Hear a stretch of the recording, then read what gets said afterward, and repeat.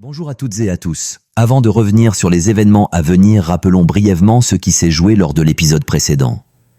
Erika, encore marquée par les tensions récentes autour de Mathieu Bouvard, tentait de reprendre le contrôle de sa vie.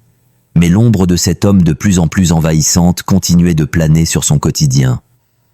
Les regards inquiets de ses proches et l'atmosphère pesante qui s'installait annonçaient déjà une situation prête à basculer. Dans l'épisode du 21 janvier de demain, Nous appartient l'intrigue prend un tournant particulièrement sombre. Erika se retrouve au centre d'une affaire qui pourrait bouleverser son avenir. Mathieu Bouvard est retrouvé mort dans l'appartement où il la retenait contre son gré. Très vite, les soupçons se portent sur elle. La nouvelle se répand comme une traînée de poudre et le choc est immense pour tous ceux qui la connaissent. Comment en est-on arrivé là ? C'est toute la question que vont tenter d'élucider les enquêteurs. Au commissariat, l'ambiance est lourde. Erika Vidal est convoquée pour être entendue. Face à elle, Karim mène l'audition avec méthode et rigueur. Son objectif est clair. Retracer précisément le fil des événements et comprendre ce qui s'est réellement passé entre Erika et Mathieu. Calme en apparence, Erika raconte sa version des faits. Elle affirme que Mathieu l'a suivie jusqu'au Spoon et uniquement jusque-là.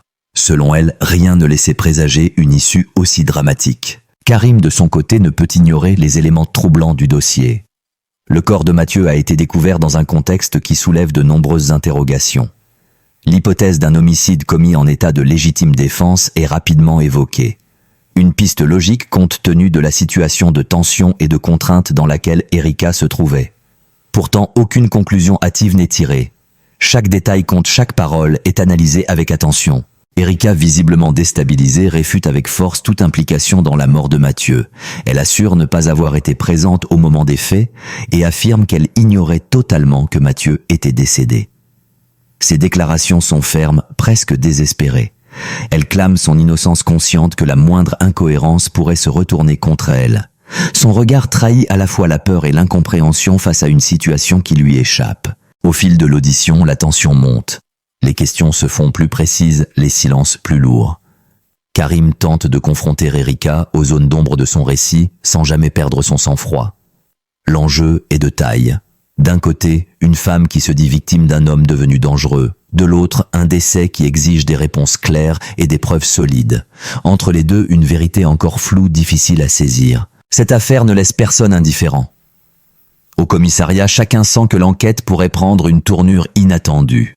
Les indices manquent encore pour établir les responsabilités.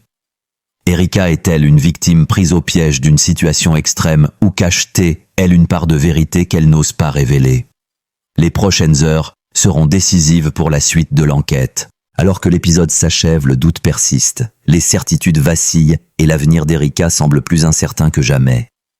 Les révélations à venir pourraient tout changer, tant pour elle que pour ceux qui l'entourent.